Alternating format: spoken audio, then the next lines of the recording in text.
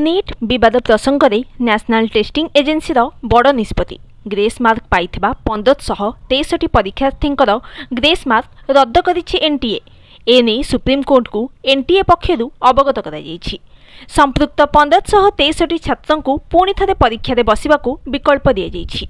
NEET विवाद प्रसंगर समाधान करने को गत 10, 11 और 12 तारीख में कमिटर बैठक बसीथिला। एही बैठक में ग्रेस मार्क पाइथिबा परीक्षार्थी ग्रेस मार्क रद्द सहित पुणी परीक्षा बसवा विकल्प दि जाइछि। आसंता जून 23 रे परीक्षा पई तारीख धार्य कर 30 तारीख रे रिजल्ट बाहरिबो। तेबे काउंसिलिंग पई जो समय धार्य कर जाइथिला सेही समय रे ही काउंसिलिंग हेबो। एने मामलार सुनानी बेले सुप्रीम कोर्ट को अवगत कराइछंती नेशनल टेस्टिंग एजेंसी। आसंता जुलाई 6 रु एमबीबीएस, बीडीएस और अन्य कोर्स पई काउंसिलिंग हेबो। तेबे मामलार परवर्ती सुनानी आसंता जुलाई 8 रे हेबो बोली कहिछंती सुप्रीम कोर्ट। 2024 नीट परीक्षा रे 67 जन टप्पर हेबा घटना सामना को आसीबा परे विवाद उपजिथिला। मे 5 रे अनुष्ठित होइतबा नीट रे अनियमिततार जांच पई एक स्वतंत्र अनुसंधानकारी दल गठन पई एक आवेदन करा जाइथिला। एथिसहित प्रश्नपत्र लीक घटनार तदंत शेष न हेबा पर्यंत काउंसिलिंग न करिबा पई दाबी होइथिला।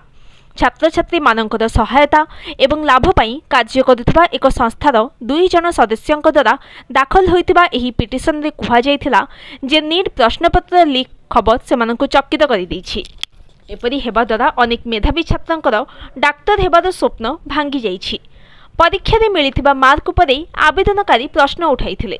आवेदन अनुसार किछि छात्र 718 एवं 719 मार्क पाइछन्ति। फुल मार्क 720 होइथिबा बेले 67 जन छात्र 100% रिजल्ट अर्थात 720 मार्क रु 720 मार्क लखी उत्तीर्ण होइछन्ति। आश्चर्यर कथा सेथि मध्यरु 8 जन छात्र समान परीक्षा केन्द्र आसिछन्ति जहा एनटीए द्वारा करा जाइथिबा परीक्षा उपरे संदेह सृष्टि करिछि। देशर टॉप मेडिकल कॉलेज मानकर नाम लेखा पई अनुष्ठित होइथाय नीट यूजी। एथर नीट परीक्षा मे 5 तारीख रे अनुष्ठित होइथिला। सारा देश में 24 लाख रु अधिक छात्र छात्री सेमानकर नाम रेजिस्ट्रेशन कराइथिले। एथिरु 23.33 लाख छात्र छात्री परीक्षा देइथिले। पूर्व निर्धारित कार्यक्रम अनुसार परीक्षा फल जून 14 तारीख में घोषणा हेबा कथा। तेबे 10 पूर्व जून 4 तारीख में परीक्षा फलाफल घोषणा कर दिया जाइथिला। तेबे एनटीए अध्यक्ष प्रश्नपत्र लीक अथवा अन्य कोनोसी प्रकारर अनियमितता को अस्वीकार करिसेंती। से कहिसेंती जे एही गुरुत्वपूर्ण परीक्षा रे कोनोसी त्रुटि करा जायनी। Bureau report news today.